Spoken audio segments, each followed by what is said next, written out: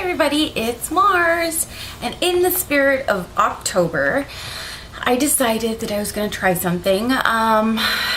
So I decided that I was going to do an anime review and thoughts on. And if you haven't seen this anime before, then I'm probably going to give you a lot of spoilers, but I recommend checking it out. It's a new it's new on Netflix, and I saw it a really long time ago, and it's kind of one of those that you really like and you rewatch. I've rewatched it like several times, and I'm rewatching it again now because it's Halloween and you think of creepy stuff, ghosts and stuff like that. And what do you know, this anime is called Ghost Hunt.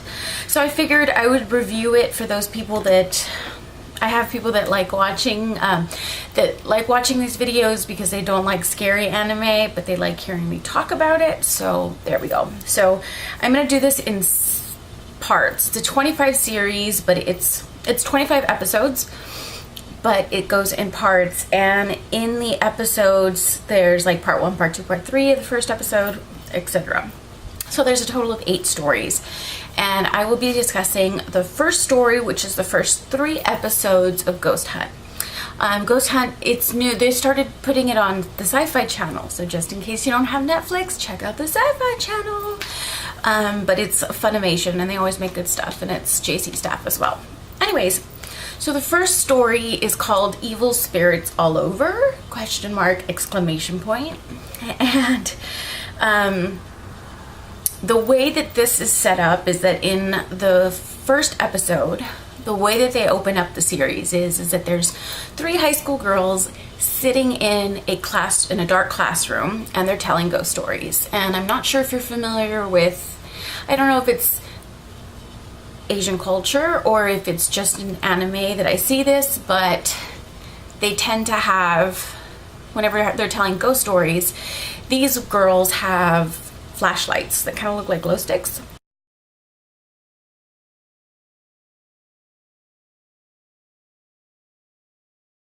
But they're flashlights. Sometimes they use candles. But for each person that's in the room that tells a ghost story, you have to turn out your light. And since there's three girls, at the end of each one of them telling their story, then all the lights are out, and they count to 1, 2, 3, and if the 4th number is called out, then that's the spirit that's in the room, because there's only 3 girls. So that's kind of how they do their ghost storytelling. And in this part, you're introduced to the main character, which her name is Mai. And they finish telling their stories, and the stories that they're talking about are about the old school building. And you'll see this a lot in anime, where they talk about the old school buildings being haunted. A teacher committed suicide in there, and anytime they tried to do construction on the building, someone either died or there was just some sort of serious accident. So that's what they're telling stories about. And so when they turn off all their lights, they count 1, 2, 3, and then you hear 4, they scream and the lights come on. And Naru-chan, which that's not his real name, but I'll explain later why they call him that. He comes in and turns on the lights, and they're like, "Oh my god, you scared us!" And he's like, "Oh, I'm so sorry." And he comes off as this charming, handsome looking man. And the girls are fawning over him, and he introduces himself as Shibuya Kazuya. And anyways, he comes off as like really dashing and charming, and the girls are just like, oh, like fawning over him. And then the girl's like, well, he's smiling with his face, but his eyes look really stern. So then it ends up turning out into the next day. So Mai is walking by the old school building on the way to school, and as she's walking, she looks at the school building, and she's like, man, looking at this light, it actually makes the story sound true. So is the place really haunted? So she's just curious and decides to go by the building and peeks her head in, and she sees a camera. As she sees the camera, she's like, I wonder what's going on here. Opens the door, and then somebody screams, "Dareda," which is like, who's there in Japanese, which I probably butchered. And out comes Lin. And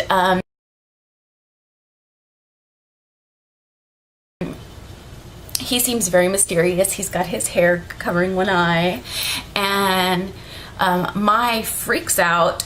Something's about to fall on her, and Lin pushes her out of the way, and in the process gets injured. And then out comes Naru-chan.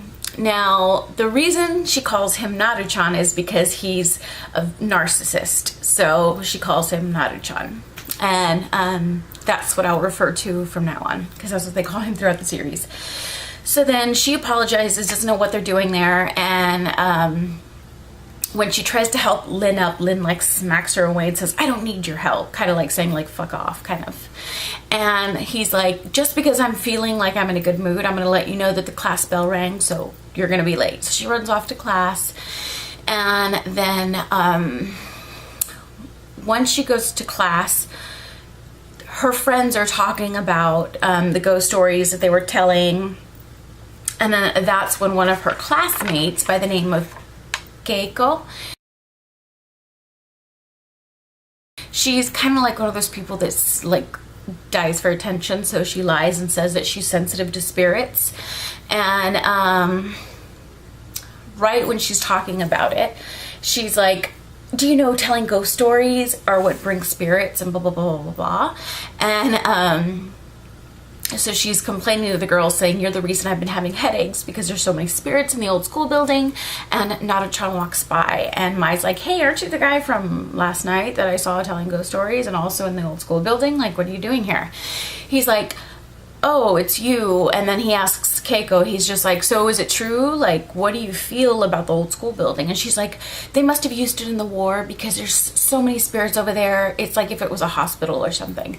And Naru-chan's like, maybe. And then walks off and says, Mai, come with me. So they go to the principal's office, and he's gonna ask for Mai as an assistant. And she's like, well, assistant to what? So they end up going to the old school building.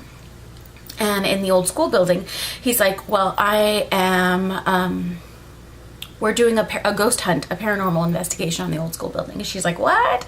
And it turns out that it's his company, which is Shibuya Psychic Research. She's just like, wow, so you're the assistant? And he's like, no, I'm the owner. And Lin, which was like the tall guy that was mean to her, is the assistant. Since you hurt my assistant, you are going to be my assistant. And the principal has approved it. So, that's pretty much what goes on. And they have her go the next day on a weekend, and she ends up meeting the Shrine Maiden, which is Ayako. Her name is Ayako. And then there's a Buddhist monk, which she calls Boz, which is monk. And then there is a Catholic priest by the name of Peter Brown. And you're wondering, man, this girl's talking a lot. I'm just explaining the story. So anyways, and then they're introduced by Hara Matsudara or something like that. She is a spirit medium. And what I love about this anime is that not only does it discuss how the story is good, but it also goes into depth as far as the definition of a spirit medium, the definition of what a poltergeist is. It teaches you as you're watching, but it's so entertaining that you don't notice. So it's pretty good. So part one ends with them fighting whether there's anything really going on in the building or not, because they're not sensing any spirits. And suddenly Keiko shows up, which is the attention whore classmate, and she's just like, oh, I was just attacked in the hallway, and boom, boom, boom, it ends. So then there's part two, and part two starts off with the Shrine Maiden, Ayako, where she's trying to cleanse the place, and she's like, this place has been cleaned, kind of like Tangina from Poltergeist. This house is clean. So she pretty much said that the place was clean, and right when they were leaving, the windows began to shatter and all this stuff started to happen, and they're like, what the fuck? So obviously she didn't do it right. So then they're like, okay, well, the principal leaves because he was cut by the glass and whatnot, and then they decide to have the priest try to bless the place, and then the ceiling collapses on him, like almost collapses on him. And they start talking about how there's poltergeists because there's chairs moving, the doors are opening and closing, there's rapping noises and all sorts of stuff, and they can't figure out what's going on. So they think it's too dangerous and they need to close the investigation off for the night. The next day they come back to the building and they notice that Naru-chan is packing all his stuff up, and they're like, what's going on? And he's just like, well, I've solved the case and it's over. And he's like, what are you talking about? How did you exorcise him, the spirits or whatever? And he's like, it's the school building. The school is on sinking land. It sank 2 millimeters. The whole building sank over 2 millimeters overnight, and they started doing research, and he's just like, so that's what would have caused the glass to break in and the building to collapse, because it was the foundation. And that's part 2. Part 3, which is the final episode, it starts off with when the building is starting to collapse. Maya's running out of the building and a bookcase is about to fall on her, but they show white hands appear out of nowhere that block it, and she passes out. But they show her surrounded by white light, and she sees Naru-chan there holding her. And she's just like, oh, Naru, like, what are you doing? And he's smiling and being nice, and she's like, this has got to be a dream, and because he'd never be nice to me in real life. So she wakes up and she's outside the building and finds out that Naru-chan was wrong, because there was stuff that happened after the building sank, which was more rapping noises, things moving, and they're like, maybe something else. So they decide to call everybody, even Keiko, to the principal's office, and Haru-chan wants to do a test to see what's going on. So he turns on this light and he's hypnotizing all of them, and he's giving them a message, and they wake up out of being hypnotized, and they're like, what was that for? And they're like, don't worry about it, we'll talk about it when it becomes relevant. So then they go to the old school building, and it's the priest, the Catholic priest, which is John, Mai, and Naru-chan. And they put a chair in the middle of the room, put a circle around it, and they board up all the doors and sign it and put pieces of paper as evidence that nobody will take it apart. When they do this, they come back the next day and they notice that the chair has moved across the room and fallen on the floor, and they caught it on film. And they did not touch anything. Everything was still signed and closed. And when they open it up, they're like, oh my God, it moved.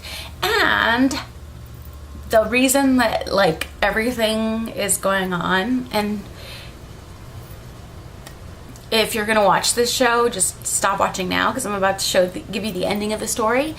But it turns out that it is, yes, a poltergeist, but poltergeists can also be created by human beings, preferably usually young adolescent teenage girls, when they're either high stress or anything like that. If you want something to happen, it's gonna happen. And it's weird, I don't know. And this is what it teaches you. Like, this is the part that I was saying about the anime, about how it teaches you stuff. But it tells you about how it's early signs of people that have the ability to move things. And it starts to talk about how it's coming from the girl, the classmate, Keiko. And that she's the cause of it, because she was so high stressed that she was the one causing the rapping sounds and whatnot. She was causing the poltergeists. So that's the story, and it's pretty creepy. I recommend it. The other stories are really good, but then again, this is just the first 3 episodes. That was story 1. Hopefully you like this kind of video. It was really well paced, and I give it 2 thumbs up. So again, it's on Netflix, and it's going to be on the Sci-Fi Channel, but I figured it's really good and I would review it. The music, it really doesn't have any music because it's just kind of like instrumental music. It's, like I said, it's well paced, it's not rushed, entertaining and knowledgeable, and it still has that creepy factor. and the characters are pretty good. It hasn't gone deep enough to know what their backstory is. It'll eventually come into play once you start watching further on, but so far the interaction between them is good. You have that comedy between Mai and Naru-chan because he's rude and she's easily offended, so they're always bickering. But so yeah, I highly recommend it. That's my thoughts on the first 3 episodes of Ghost Hunt. I will put the information below about the series, and if you decide you want to watch it, you can watch it on Netflix. But thanks again. Subscribe if you'd like, hit the button below, and thanks for watching. Bye.